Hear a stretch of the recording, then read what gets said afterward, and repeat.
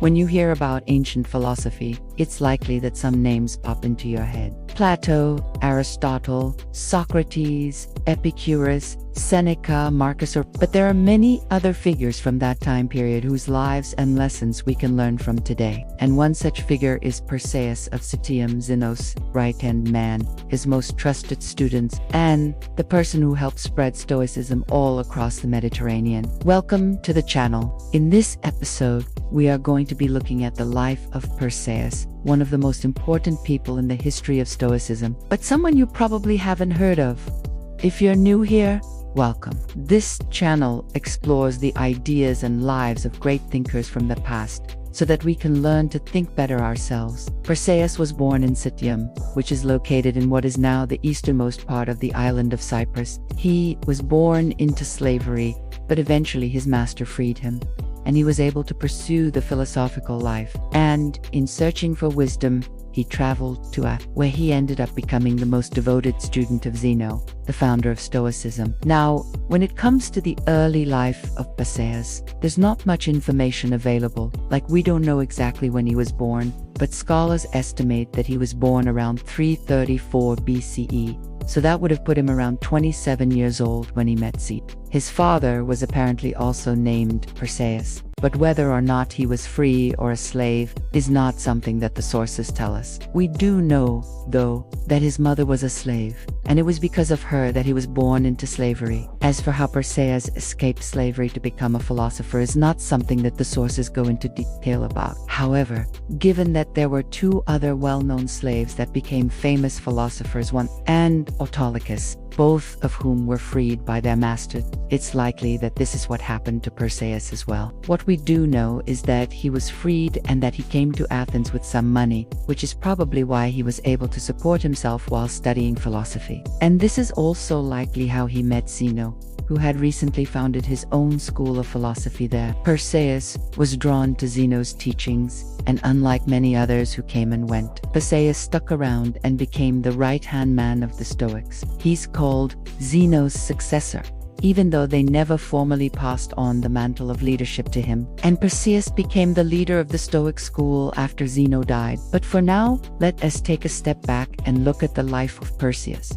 While he was still a student now, the main source for the life of Perseus is Diogenes, and he tells us that Perseus was so devoted to Zeno that he served as his secretary, writing down what Zeno said and perhaps organizing his teachings. It was through Perseus that we have many of Zeno's teachings, and Perseus must have played a big role in making sure that Stoicism continued after Zeno died. So while Perseus might have been older than some of the other students like Cleanthes, who was in his late 50s when he joined, he learned a lot from Zeno and worked hard to be the best student he could be. After Zeno died, Perseus took over the school and led it for the next 15 years until he was succeeded by. He would have taught both Chrysippus and Cleanthes, as they were both students after him. After teaching in Athens for a number of years, Perseus set out on a journey, traveling all throughout the Mediterranean, sharing the teachings of Stoicism in places like Rome, where he became very influential. He was actually invited to the court of King Ptolemy II Philadelphus in Alexandria, and he helped set up a Stoic school there. Perseus also wrote a number of letters, some of which have survived, and these letters show us his devotion to Stoicism and to the people he cared about. One letter of his talks about how to deal with anger, and he says, "I am writing this letter in the midst of my anger, so that you may understand the sort of man you are dealing with, and that you may realize that even the wise sometimes get angry." Another letter talks about how to deal with death, and he writes, "If we live, we will see death sometime in the future, whether we want to or not. Since we cannot avoid death, we should not fear it either, since it is sweet to die if you only knew how." These letters and his life show us a man deeply devoted to Stoicism and its teachings, and he spent his life spreading the teachings of the philosophy to everyone he encountered. He was also very involved in politics, and while he never held office himself, he advised many politicians and helped steer the course of history. Diogenes Laertius tells us that he was the friend of the Roman general and statesman Lucius Cornelius Sulla, and he apparently helped Sulla reform Roman law. It seems that Perseus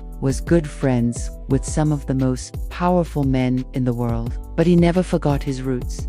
and he always tried to help others. We know that he was generous to a fault and gave away all of his money to help others. He once told a friend of his, "You seem to me to possess the greatest possible wealth, not in gold or silver or in public offices or in the favor of kings, but in what no one can take away from you, good character and an untroubled mind." But he also knew the value of money and wasn't reckless with it. He once said, "Money is like a wife, a mistress, and a slave. If you treat it badly, it will turn on you. But if you treat it well, it will be of infinite service." There is a story about him that I really like that shows us his commitment to truth and justice. One day he was summoned to court to testify about a dream that he had about a certain case. The judge asked him what he had dreamed, and Perseus truthfully said that he didn't remember. Then the judge scolded him and said, "How could you not remember? You've been summoned here for this very purpose." So Perseus said, "Well, I did dream about this case, but I don't want to speak falsely. Instead of speaking falsely, I'll jump into the river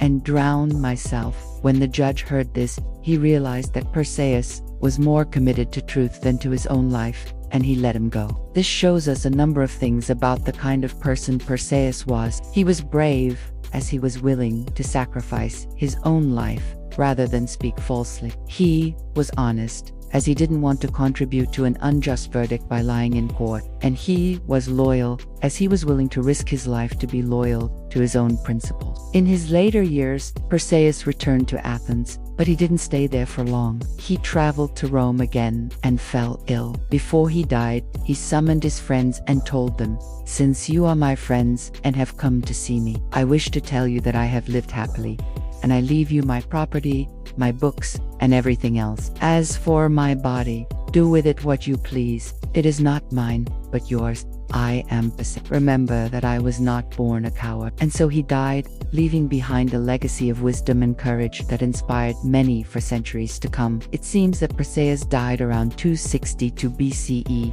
having lived to be around 80 years old. While there's not much information about his life, what we do know is impressive. He started out as a slave and rose to become one of the most influential philosophers of his time. He helped spread Stoicism all across the Mediterranean, and he was a friend to the powerful. He also had a deep commitment to truth and justice, as well as to generosity and helping others. Perseus was a truly great man, and he left behind a legacy that we can all learn from. So I'll end with a quote from one of his letters: "We have 2 ears and 1 mouth for a reason. We should listen more and speak less." Thanks for watching. I hope you enjoyed this video. If you did, please hit the like button and subscribe. Thanks.